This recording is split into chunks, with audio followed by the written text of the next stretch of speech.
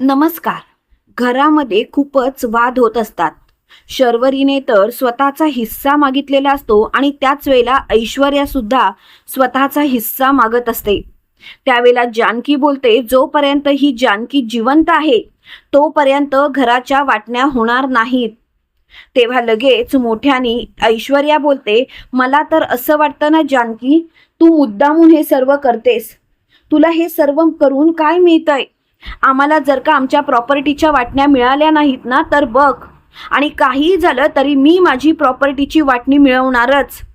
मला तर असं वाटतंय की तू या प्रॉपर्टीसाठी स्वतःहून नानांकडून जबरदस्तीने सह्या करून घेतल्यास आणि नानांचा जीव तू घेतलास. तेव्हा मात्र मोठ्यानी जानकी ओरडते आणि ऐश्वर्याच्या सटकन अशी कानाखाली मारते.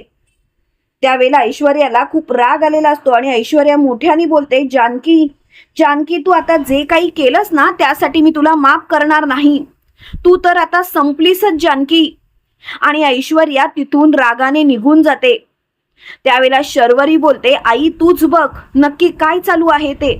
या प्रॉपर्टीमुळे घरात भांडणं होत आहेत आणि तुम्ही मात्र शांत आहात. आणि शर्वरी सुद्धा निघून गेलेली असते. त्यावेळेला अवंतिका जानकीच्या जवळ जाते आणि जानकीला बोलते, जानकी वहिनी, तुमच्या मनाची अवस्था मला समजते. जानकी वहिनी, ऐश्वर्या एवढी विरोधात कशी काय बोलू शकते हेच मला कळत नाही. तेव्हा जानकी बोलते, काही नाही ग, त्या ऐश्वर्याला कळत नाहीये तिचं डोकं फिरलंय आणि तेच डोकं ठिकाणावर आणण्यासाठी मला तिच्यावरती हात उचलावा लागला. का ती असं वागते ना तेच मला कळत नाही. त्यावेळेला लगेच मोठ्यानी सुमित्रा बोलते, जानकी जानकी, खरं सांगू का, घरात आहेत ना प्रॉपर्टीवरून खूपच वाद होत आहेत. जानकी, मला खरंच या गोष्टीचा खूप त्रास व्हायला लागलाय. प्लीज जानकी, प्लीज तूच विचार कर. नानांची ही इच्छा बाजूला ठेवून जर का आपण या प्रॉपर्टीचे 4 भाग केले तर बरं होईल नाही का? अगं आपण वाटण्या करूया जेणेकरून ही सगळेजण खुश राहतील. प्लीज जानकी, प्लीज नानांची इच्छा बाजूला ठेव. त्यावेळेला जानकी बोलते, अजिबात नाही. आई तुम्ही काय बोलताय कळतंय का? आई तुमचा सुद्धा माझ्यावरती विश्वास नाहीये का? त्यावेळेला सुमित्रा बोलते, जानकी तू सुद्धा हट्टाला पेटतेस. आता मी कोणावरती विश्वास ठेवायचा तेच मला कळत नाही. जानकी प्लीज प्लीज विचार कर ना, तू काय वागतेस ते. तेव्हा लगेच जानकी बोलते, आई ठीक आहे, तुमची इच्छा आहे ना तर मी उद्याच वकिलांना बोलवते आणि या प्रॉपर्टीचे भाग करते. तुम्हाला हेच पाहिजे ना आई? त्यावेळेला लगेच सुमित्रा बोलते, जानकी मी जे काही बोलते ते मुद्दामून बोलते असं नाही. मला या घरात शांतता पाहिजे, बाकी काही नाहीये. तेव्हा लगेच जानकी बोलते, उद्यापासून तुम्हाला शांतता मिळणार. इकडे आपल्याला असं पाहायला मिळतं, सकाळी सकाळी रणदिव्यांच्या घरात वकील आलेला असतात. त्यावेळेला ॲडव्होकेट देशमानेंना बघून ऐश्वर्या आणि शर्वरी एकमेकांकडे बघतच राहतात. त्यावेळेला लगेच ऐश्वर्या बोलते, ॲडव्होकेट देशमाने, तुम्ही इथे काय करताय? तेव्हा जानकी मोठ्याने बोलते, मी बोलावलंय त्यांना. सुमित्रा, ऋषिकेश सगळेजण तिथे आलेले असतात. त्यावेळेला ऋषिकेश बोलतो, जानकी ॲडव्होकेट देशमानेंना तू का बोलवलंस आणि तू माझ्याशी याच्याबद्दल काहीच बोलली नाहीस. तेव्हा लगेच जानकी बोलते, ऋषिकेश मी तरी काय करणार, मी सगळं काही सावरण्याचा प्रयत्न करत होते ऋषिकेश, पण सगळं काही हातातून निसटल्यासारखंच वाटतंय. या घराला जोडून ठेवण्याचा मी प्रयत्न केला, अगदी अतोनात प्रयत्न केला, पण नाही, या घरात कुणालाही जोडून राहायचंच नाहीये, तर मी तरी काय करणार. तेव्हा लगेच ऋषिकेश बोलतो, जानकी तुझ्या बोलण्याचा अर्थच मला लागत नाही. तेव्हा लगेच जानकी बोलते, ऋषिकेश मला समजत नाही आता काय करावं ते. मी ॲडव्होकेट देशमानेंना यासाठी बोलावलंय कारण मला या प्रॉपर्टीचे वाटण्या करायच्या आहेत. हे ऐकल्यानंतर शर्वरी खूपच खुश होते आणि बोलते, जानकी वहिनी बरं झालं तू हा निर्णय घेतलास. मी तुला हेच सांगण्याचा प्रयत्न करत होते. जानकी वहिनी आता तरी तुला तुझा निर्णय योग्य वाटतोय ना? त्यावेळेला लगेच जानकी बोलते, काय ना शर्वरी वंश, मला माझा निर्णय कधीच योग्य वाटत नाही आणि या घराचे 4 भाग करणं मला तर अजिबात योग्यच वाटत नाही. पण काय करणार, आईंची इच्छा आहे आणि आईंना सुखी बघायची माझी इच्छा आहे. मी आईंना दुःखी बघूच शकत नाही आणि म्हणूनच मी हा निर्णय घेतलाय. तेव्हा मात्र मोठ्याने ॲडव्होकेट देशमाने बोलतात, पण जानकी रणदिवे तुम्ही असा निर्णय नाही घेऊ शकत. त्यावेळेला लगेच जानकी बोलते, प्लीज मी असा निर्णय घेऊ शकते कारण माझ्या नावावरती प्रॉपर्टी आहे. तेव्हा लगेच ॲडव्होकेट देशमाने बोलतात, पण नानांचं मृत्यूपत्र. त्यावेळेला सुमित्रा बोलते, जाऊ देत ना, त्या मृत्यूपत्राचा आता विचार करायचा नाही. घरात होणारे क्लेश लवकरात लवकर थांबले पाहिजेत आणि त्यासाठी मी हा निर्णय घेतलाय. तेव्हा मात्र लगेच ॲडव्होकेट देशमाने बोलतात, जानकी रणदिवे, तुम्ही कोणाच्या ओझ्याखाली हा निर्णय घेताय का? जर का तसं काही असेल तर प्लीज हे सर्व थांबवा, तुम्हाला घाबरायची गरज नाही. त्यावेळेला जानकी बोलते, नाही प्लीज, मी तुम्हाला सांगितल्याप्रमाणे तुम्ही पेपर्स आणलेत ना बनवून, मी त्याच्यावरती सह्या करते जेणेकरून यांचे प्रत्येकाचे हिस्से प्रत्येकाला मिळतील. तेव्हा मात्र ॲडव्होकेट देशमाने बोलतात, ठीक आहे, जशी तुमची इच्छा. त्यावेळेला शर्वरी राहुलला म्हणत असते, बघितलंस का मी कसा प्लॅन आखला तो? अरे मी सगळं काही माझ्या पद्धतीने मला जसं पाहिजे होतं तसंच करून घेतलं. या जानकी अवंतिकाला असं वाटत होतं की या मला पुरून उरतील, अरे पण यांनाच मी पुरून उरले. तेवढ्यात मात्र जानकी सगळ्यांना प्रॉपर्टीचे हिस्से कसे कसे केले ते सांगत असते आणि शेवटी मोठ्याने बोलते, आता मी या प्रॉपर्टीच्या पेपरवरती सह्या करते, मग माझा आणि या प्रॉपर्टीचा संबंध संपला. उद्यापासून जे काही असेल ते तुमच्या हातात, माझ्याशी या विषयावर बोलायचं नाही. आणि शर्वरी वंश प्लीज यापुढे प्लीज भांडणं उकरून काढू नका. तेव्हा लगेच शर्वरी बोलते, जानकी वहिनी, अगं मी कशाला भांडणं उकरून काढेन, मग मी इथे राहीनच कशाला, मी इथनं कायमची निघून जाईन. तेव्हा लगेच जानकी वहिनी बोलते, हा ज्याचा त्याचा प्रश्न आहे, ज्याला इथे राहायचं आहे त्यांनी राहू शकता, पण आता मात्र प्रॉपर्टीच्या वाटण्या केल्यानंतर मला घरात भांडणं नकोत. तेव्हा लगेच मोठ्याने ऐश्वर्या बोलते, अजिबात भांडणं होणार नाहीत जानकी. त्यावेळेला जानकी ऐश्वर्याकडे बघते आणि हसते आणि ऐश्वर्याला बोलते, ऐश्वर्या, एक वेळेस शर्वरी वंशंचं मी समजू शकते, पण तू बदललीस असं मला वाटत होतं, अगदी मनापासून वाटत होतं, पण आता मात्र सगळं काही संपल्यात जमा आहे ऐश्वर्या. माझा तर आता चांगुलपणावरचा विश्वासच उडालाय.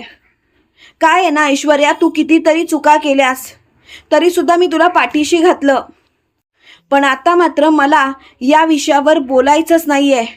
आता सगळं काही संपल्यात जमा आहे ऐश्वर्या, सगळं काही संपल्यात जमा आहे.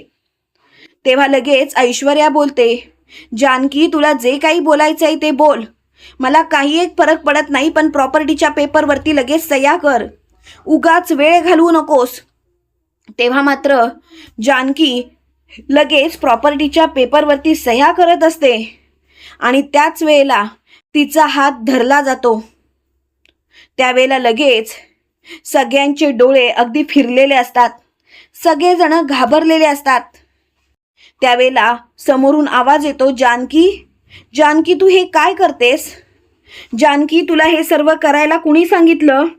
मी काय लिहिलं होतं मृत्यूपत्रात की जानकी तुझ्या नावावरती असलेली प्रॉपर्टी तू कोणाच्याही नावावरती करू शकत नाहीस, तरी सुद्धा तू माझ्या विरोधात जाऊन हे सर्व करणार आहेस का?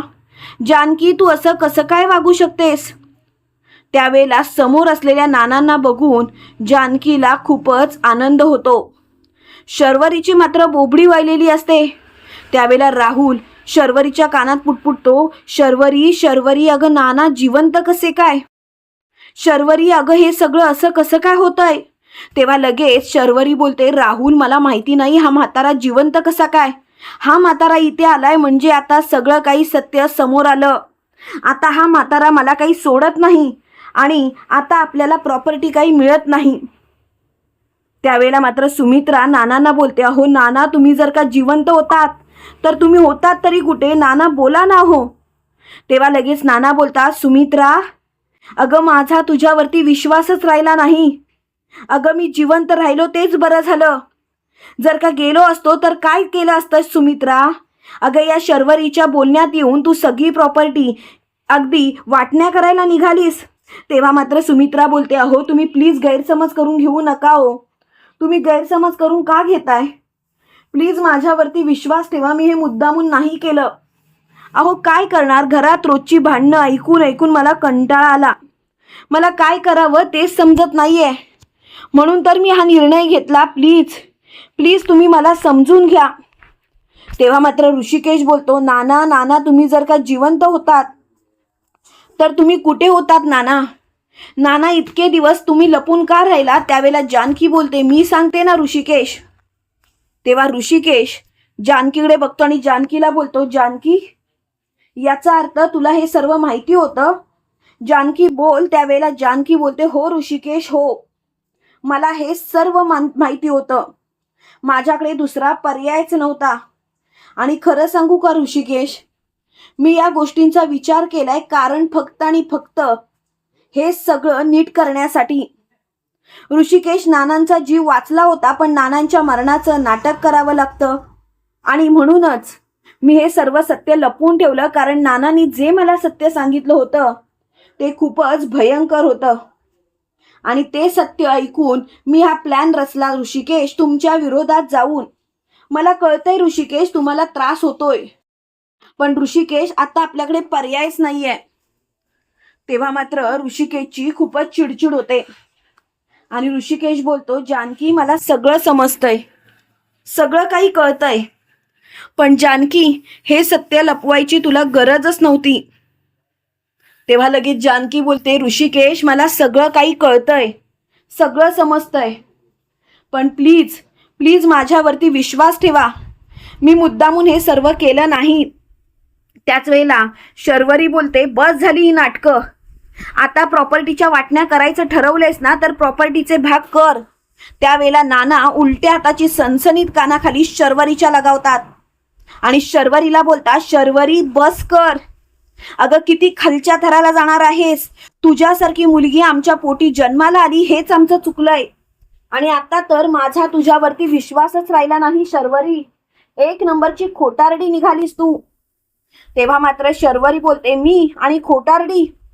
नाना तुम्ही जे काही बोलताय ना ते सर्व थांबवा आणि उगाचच विषय वाढवू नका. नाना प्लीज हे जर का थांबलं तर बरं होईल. तेव्हा लगेच नाना बोलतात, मला आता हा विषय वाढवायचाच नाहीये. हे सर्व मला आता इथल्या इथे बंद करायचं आहे आणि या सर्व गोष्टी जर का बंद केल्यात ना तर बरंच होईल. तेव्हा मात्र ऋषिकेश खूपच चिडलेला असतो. ऋषिकेश मोठ्याने बोलतो, शर्वरी जरा थांब. त्यावेळेला सुमित्रा बोलते, अहो तुम्ही आलात या गोष्टीचा आनंदच आहे आम्हाला, पण प्लीज प्लीज आता मात्र तुम्ही अडवू नका. ह्या सर्व गोष्टी जशा घडतायत तशा घडू देत. तेव्हा मात्र नाना सुमित्राला बोलतात, सुमित्रा तू जरा शांत बसशील? तू उगाचच भावनांच्या आहारी जाऊन काहीतरी निर्णय घेऊ नकोस, कारण काही काही गोष्टी तुला माहिती नाहीयेत. तू जिच्यावरती विश्वास ठेवतेस ना त्याच मुलीने मला मारण्याचा प्रयत्न केलाय आणि खरं सांगू का, आता जर का तू त्या मुलीवरती विश्वास ठेवत असशील तर तू खूप मोठी चूक करतेस. प्लीज प्लीज जरा शांत राहशील का? त्यावेळेला लगेच मोठ्याने सुमित्रा बोलते, अहो काय बोलताय तुम्ही? कळतंय का तुम्हाला? अहो जरा तरी विचार करा. अहो तुम्ही असं कसं काय बोलताय? मला तर समजतच नाहीये. जे काही बोलायचं आहे ना ती नीट बोला बघू. त्यावेळेला लगेच नाना बोलतात, ज्या ज्या मुलीवरती तू विश्वास ठेवतेस ना त्याच मुलीने मला मारलंय, मला मारण्याचा प्रयत्न केलाय.